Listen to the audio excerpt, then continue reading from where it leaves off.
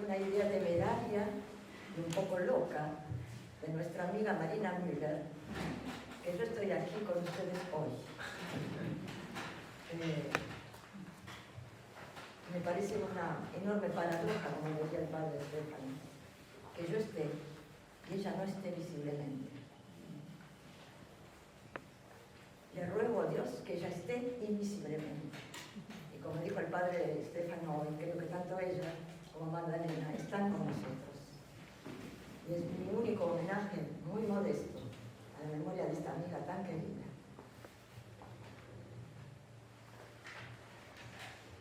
Cuando Marina me llamó para proponerme esta participación, que a mí me dejó helada y muy intimidada, porque tenía que hablar delante del padre Stefano, imagínate. Era el 12 de marzo de 2022, de este año. Era la fiesta de San Simeón, el nuevo teólogo. No solamente era su fiesta, sino que como era su fiesta, yo estaba leyendo textos de él cuando llegó la llamada telefónica. Y ese día no solamente era su fiesta, sino que era el milenio de su nacimiento al cielo, como decimos los ortodoxos, de su muerte. Pues San Simeón murió el 12 de marzo de 1022. Esa serie de coincidencias me hizo pensar que eso no era casual y que tenía que venir acá a hablar de San Simeón, el nuevo teólogo, que el padre Stefano conoce muy bien, pero que no muchos conocen en estas latitudes rioplatenses. Sobre todo que hay pocas de sus obras que han sido traducidas al castellano. Perdónenme entonces por este tema un poco abruptamente presentado, pero creo que es voluntad de San Simeón que yo esté aquí hablándoles hoy. Y gracias a ustedes por ser auditores de este acontecimiento. Gracias a vos, Ana. Por favor, gracias por esta comida maravillosa que me han dado. Voy a empezar de una manera muy banal, como dice el padre Stefano, porque es en esa banalidad de la vida cotidiana que la ficha cae, ¿no? Que Dios se manifiesta. Y voy a empezar entonces hablando de la banalidad de la vida de San Simeón el nuevo teólogo. Para dar un pequeño contexto en 5 minutos del lugar y el ambiente y la cultura de este místico bizantino del año 1000, parece una cosa tan rara, ¿no es cierto? Ya veremos que no es tan raro. San Simeón nació en el año 949, llegan a ver, en esta región que se llama Galacia, la misma a la que San Pablo dirigió una carta a los Gálatas. Como ven, está más o menos en el centro de lo que hoy es Turquía. Y Constantinopla, no llegó a ver bien, bueno, queda un poco más al norte. En una familia de nobleza provinciana, un chico muy dotado, resulta que un tío, con buenas intenciones, lo llevó a la capital, Constantinopla, para que presentarlo a la corte y que hiciera su carrera, digamos, profesional. Así ocurrió. Era una de las épocas más gloriosas del Imperio Bizantino. No sé si todo el mundo sabe qué es el Imperio Bizantino. Me pierdo con mi tecnología. Que es el llamado Imperio de Oriente, cuya capital era Constantinopla, que está por acá, yo no veo bien. Y en esa época, un poquito antes, unos años antes, Constantinopla y el Imperio había conseguido hacer retroceder a los árabes que habían llegado hasta este límite más o menos, hacerlos retroceder hasta la Mesopotamia. Había ganado, por lo tanto, miles y miles de kilómetros cuadrados de territorio. Había recuperado. Por otra parte, por otro frente, había ganado todo lo que hoy es Bulgaria. Y había llegado hasta el Danubio. Por otro lado, más el sur de Italia, y que eso conoce bien el padre Stefano, y Creta, y después las regiones tristemente célebres hoy, que son lo que es hoy Ucrania. Es decir, fue una de las épocas de mayor esplendor territorial del imperio. Hasta que después llegó la catástrofe, fueron llegando a catástrofes sucesivas hasta que desapareció en 1453, como todos saben, en manos de los turcos. Por lo tanto, una época de orgullo nacional. una de las cáscaras.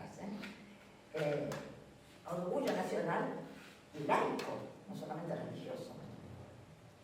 Constantinopla era insuperada en belleza. Esta es una maqueta de lo que era Constantinopla.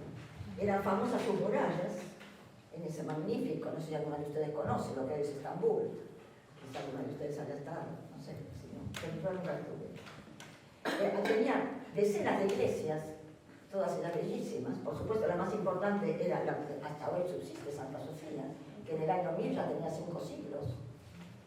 Y sobre todo, este hipódromo, que como ven era el edificio más importante de la época, una inmensa especie de cancha de River Boca toda junta, donde se juntaban muchedumbres que se mataban entre ellas como River y Boca Boca. No es tan distante. De eso, el hipódromo no queda nada, salvo los 4 caballos que se robaron los venecianos en 1204, sus compadres papales, que se los robaron para ponerlos en la fachada de su catedral en Venecia. Y acá tienen una maqueta de lo que podría haber sido el hipódromo en ese momento, con lo que era Santa Sofía en ese momento, que no tiene todavía los minaretes que vamos a ver después. Una ciudad cuya cultura, cuya belleza, cuya arquitectura era la admiración del mundo entero. Mucho más de lo que puede ser París o Nueva York hoy. Su moneda, se llamaba el pesante, era lo que, no sé si es o fue hasta hace poco, el dólar hoy. Es decir, una moneda reconocida desde China hasta Irlanda. Por lo tanto, una presencia y un poderío económico prácticamente universal para el mundo conocido de ese momento. En el centro de esta capital maravillosa había un monasterio llamado Studion, del cual no quedan restos, pero sí quedan restos de la memoria. Y no les puedo mostrar fotos, por lo tanto, de Studium, pero sí de uno de sus más célebres abades, San Teodoro, el estudita, que es más o menos 2 siglos anterior a San Simeón, pero que mantenía todavía un prestigio enorme como canonista y como gran ascepa. Esto Santa Sofía, lo que fue la catedral, que ahora es una mezquita, esplendor inimaginado, tanto en su exterior como en su interior, cuya cúpula maravillosa, una maravillosa resolución de todo el problema de la luz, databa del siglo VI, de la época de Justiniano, y además muchas otras iglesias, de las cuales quedan 2 o 3, todas las otras fueron destruidas. Iglesias muy bellas, pequeñas, pero íntegramente decoradas, desde la pared, desde los zócalos hasta la cúpula, con iconos o con mosaicos. Un esplendor. En ese momento, un fresco también, un poco posterior a San Simeón, pero que adorna una de las iglesias, y quizá uno de los frescos más conocidos de la resurrección. La liturgia bizantina había llegado a un momento también de esplendor gracias a grandes poetas, como los que citó el padre Stefano hoy a la mañana. Grandes artífices de la palabra, que trabajaban para la liturgia, cuyos textos y sus poemas se recitaban en la liturgia. Acá tenemos algunos más antiguos y contemporáneos de San Simeón. Miles y miles de composiciones poéticas destinadas a la liturgia que florecieron en esta época. Y la figura del emperador, que acá como ven está postrado ante la majestad de Jesucristo, era también sacralizada. El emperador era como un representante de Dios en la tierra. Todas estas bellezas, por supuesto, tenían también sus tinieblas, su noche.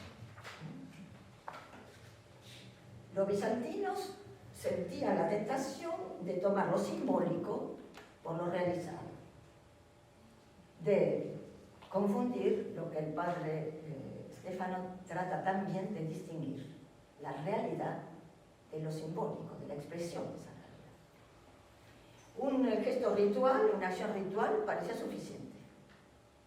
En eso era una mentalidad un poco farisaica.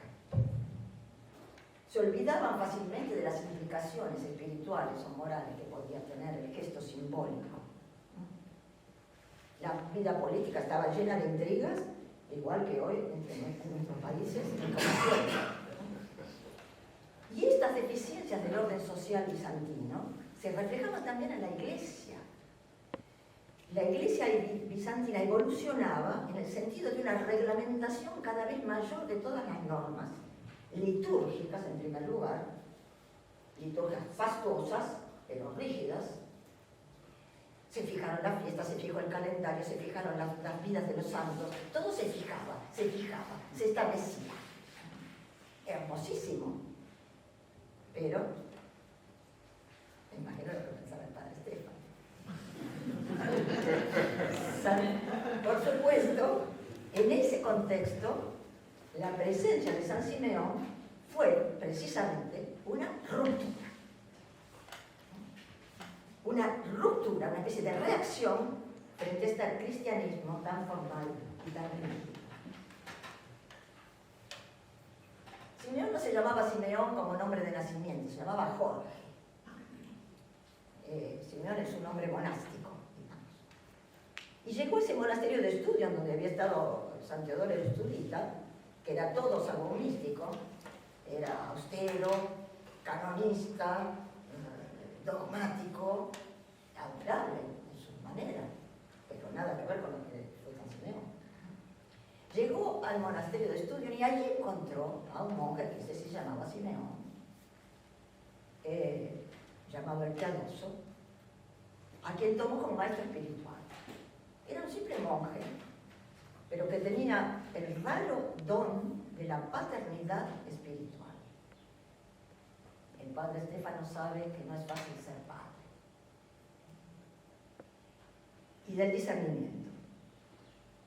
Y ese contacto, que fue sin embargo decisivo, no tuvo consecuencias inmediatas en el joven Jorge, que siguió llevando una vida bastante fastuosa en la corte. Un día, tenía 20 años, se le rompió la cáscara. Tuvo su primera gracia mística. Y el futuro Simeón, no era todavía monje, la cuenta con detalles en sus propios escritos, un poco púdicamente en tercera persona, hablando del adolescente, pero se sabe que era él, que se refería a él. Es un caso único hasta entonces en la tradición bizantina, que nunca había hablado de una manera tan directa y tan personal de la experiencia espiritual, y que no contaba entre sus escritores alguien como San Agustín, que en latín y en Occidente, ya en el siglo V, a fines del IV, había contado ampliamente en sus confesiones la intimidad de su vida espiritual. Esa figura no existía en la literatura bizantina. Y de pronto, San Simeón se animó. Ah, no es este. Perdón. Les cuento. Un día, no sé si llegan a leer, es lo que está ahí, pero yo lo leo porque es difícil de leer. Un día estaba de pie y decía en espíritu más que con la boca: oh Dios, sé propicio a mí pecador. Era evidentemente su mantra. Era su mantra, podía ser Kyrie eleison, se podía llamar Maranatha, como ustedes hacen. Su mantra era ese. Cuando de pronto brilló sobre él, tercera persona, de lo alto y con profusión, una iluminación divina que llenó completamente el lugar.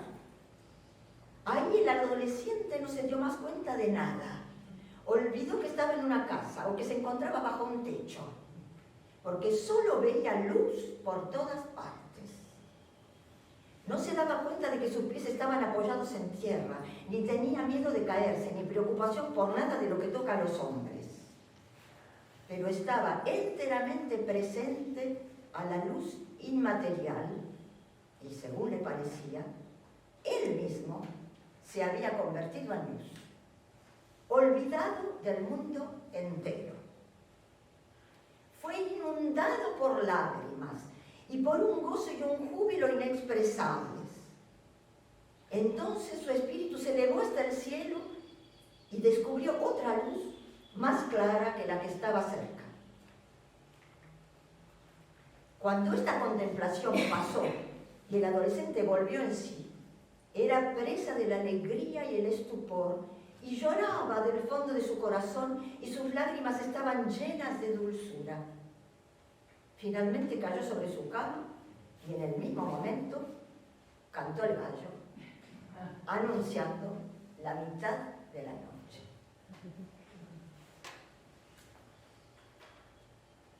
Este futuro Simeón no parece haber pasado por la noche de la que hablaba el padre Stefano de la mañana, sino solamente la mitad de la noche, porque la luz le llegó en la mitad de su noche y de manera totalmente inesperada. Le cayó como un rayo. ¿Qué es esa luz? Como decía muy bien el padre Stefano, y él me va a contradecir si me equivoco, es una metáfora. La experiencia que él vivió, ¿cómo la podía decir San Simeón? El gran problema de la palabra limitada. ¿Qué es esa luz? No encontró otra cosa mejor que decir que luz. Y hay que decir que hay diferentes tipos de luces, lo sabemos. Está la luz, que es la materia prima de todo, la energía, que sabemos bien por la física actual, es la materia prima de todo lo creado, de todo lo que existe. Esa energía de la cual habla a veces el padre Stefano, esa materia negra que no vemos, pero que está, que es energía, en el cosmos entero. Eso es un tipo de luz. Hay otras. Está la luz de la inspiración artística, por ejemplo. Un pintor, un poeta. De pronto es como una luz. Ese poema que se forma.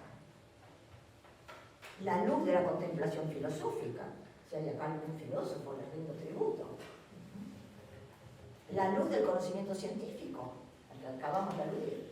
Siempre relativa, siempre limitada, pero luces al fin. En nuestra experiencia cotidiana, la luz que podemos llamar física, esta, no la vemos. Vemos las cosas, pero no vemos la luz. Debemos acostumbrarnos a observar ese espacio que hay entre las cosas y donde está la luz. Porque habitualmente este espacio lo olvidamos.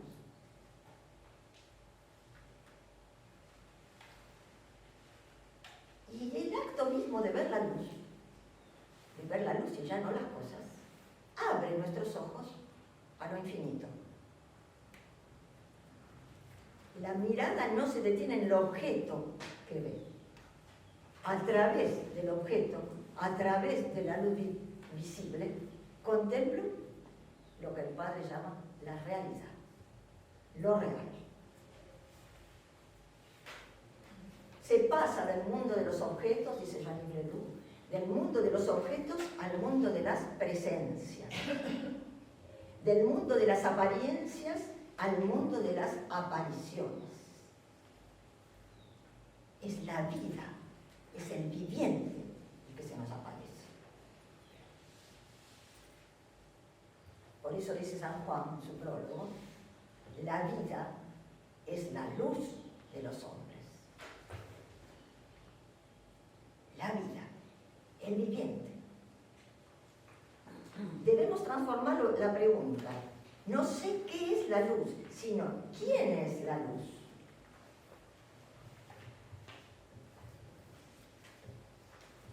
Y San Simeón responde con este texto que nos recuerda lo que dijo Jesús a Nicodemo.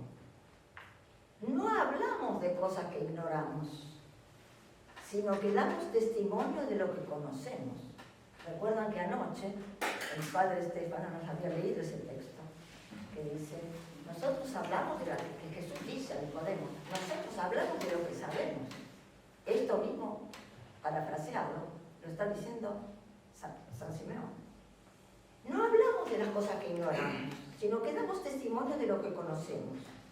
pues la luz brilla ya en las tinieblas, a la noche y durante el día, en nuestros corazones y nuestros espíritus, y nos ilumina. Luz sin ocaso, sin cambio, inalterable, nunca eclipsada. Ella habla, actúa, vive, vivifica, transforma en luz a aquellos que iluminan. Dios es luz, y aquellos que Él hace dignos de verlo, lo ven como luz. Seguimos en el mundo de una metáfora, pero de una potencia extraordinaria. Por eso se lo llamó el nuevo teólogo. Porque sigue los pasos del primer teólogo. El primer teólogo fue San Juan el del Evangelio, el cual acabamos de citar. Y que dice en la primera de sus epístolas, Dios es luz. Y que dice también a Nicodemo, un poco después del texto que nos dijo ayer el padre Estefano, la luz vino al mundo y las tinieblas no la recibieron. Que dice también San Juan, el verbo es la luz, la verdadera que ilumina a todo hombre. Es un lenguaje poético solamente. O es la descripción a través de la poesía de una realidad que podríamos llamar energética, no sé cómo, de una realidad espiritual, transsensible, que nos supera, pero que podemos conocer. Porque si no pudiéramos conocerla, o si Simeón no la hubiera conocido, no hubiera podido decir lo que dijo. La podemos conocer, la podemos percibir. Simeón no habla de visiones de cosas, de formas simbólicas o de seres. Como por ejemplo, unos 150 años después va a ser Hildegard de Bingen, que sé que el padre Estefano conoce bien, que es una mística renana de 1200. Hildegard describe castillos, monstruos, animales, personajes, armaduras, murallas, un montón de cosas ella ve. San Simeón no ve nada más que luz. Se trata de una luz que es Dios mismo, según él mismo lo dice. Dios toma forma en una luz incomprensible, inconcebible e informe. Dios toma forma en una luz informe. ¿Ven? El lenguaje de la paradoja, el lenguaje poético del que nos hablaba el padre. Una luz incomprensible, pero se hace reconocer de manera totalmente comprensible. Una vez más, la paradoja. Incomprensible, comprensible. Invisible, visible. Informe, forma. Y se deja ver. Se deja ver siendo invisible. Otra paradoja. Y habla, escucha, cara a cara, como un amigo con su amigo, conversa el que es Dios por naturaleza con los que son dioses por gracia. Quiere decir que esa luz se comunica de manera inmediata, conversa. Una actriz como María Rosa sabe qué es lo que eso quiere decir. Conversa.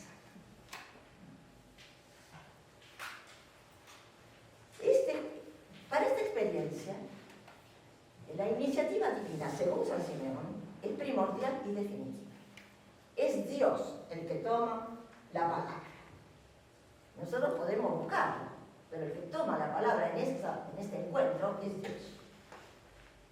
Simeón se encarga de hacernos decir, perdón, este es el texto que acabo de leer y me olvidé de pasar a la concentración. Se encarga de hacernos saber que su trabajo de análisis y de purificación habían sido hasta ese momento casi nulos.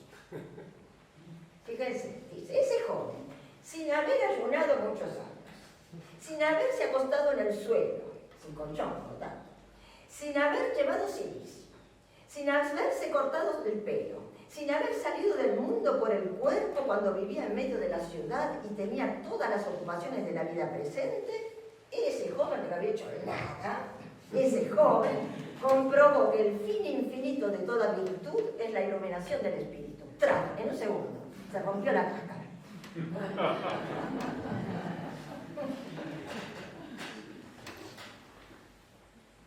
Dios toma siempre la iniciativa, porque Él, que es invisible, no solo se deja ver, sino que quiere ser visto, desea ser visto. Por eso se hizo hombre, visible, tangible. Por eso asumió la carne de la materia. Por eso descendió de los cielos, como decimos en el credo. Esto también es un lenguaje metafórico, hay que decir. Descendió de los cielos, ¿qué quiere decir eso? Hasta nuestra situación mortal. La encarnación es el fundamento teológico de toda visión. El padre Estefano me va a contradecir si es necesario. Y el cristocentrismo de San Simeón es radical. La luz es Dios, sí, pero es particularmente Jesucristo. La luz inteligible es Jesucristo, nuestro Señor y Dios. Y en un diálogo, que nos cuenta en otro texto, en una de las tantas visiones que tuvo después de esta primera que le conté, él le pregunta a la luz, ¿eres tú Dios? Y la respuesta es, sí, soy Dios, hecho hombre para ti. Es decir, Jesucristo. Aquí ya no se trata de visión, sino de audición, porque esto lo yo. Simeón es aún más explícito. Más allá de la visión o de la audición, se trata de una percepción, de una sensación íntima, de la experiencia de un sol sin forma que involucra paulatinamente todos los sentidos, todo el ser humano, y los espiritualiza.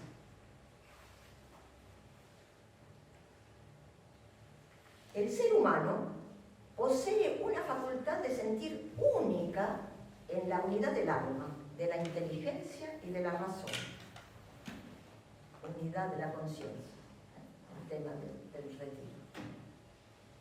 Aunque esté repartida entre 5 sentidos para las necesidades naturales del cuerpo, hay una unidad del alma. Este ser único, el alma, es un ser vivo dotado a la vez de vista, de oído, de olfato, de gusto, de tacto y de conocimiento. Es quizá lo que el Dalai Lama llama la sexta conciencia. Ella es toda sensación. Y cuando el Dios uno del universo se muestra por revelación a esta alma, se le aparece a la vez por todos sus sentidos reunidos. Es visto y oído, es agradable al gusto, perfumado al olfato, tocado, conocido. Dios es algo delicioso, amigos míos. Dios es delicioso. Gustad y ved cuán dulce es el Señor, dice el Salmo. Exactamente. Dios es delicioso y es percibido por todos los sentidos. Él habla y se expresa por la palabra y conoce y es reconocido. Y habla, como lo dijo antes, como un amigo a su amigo.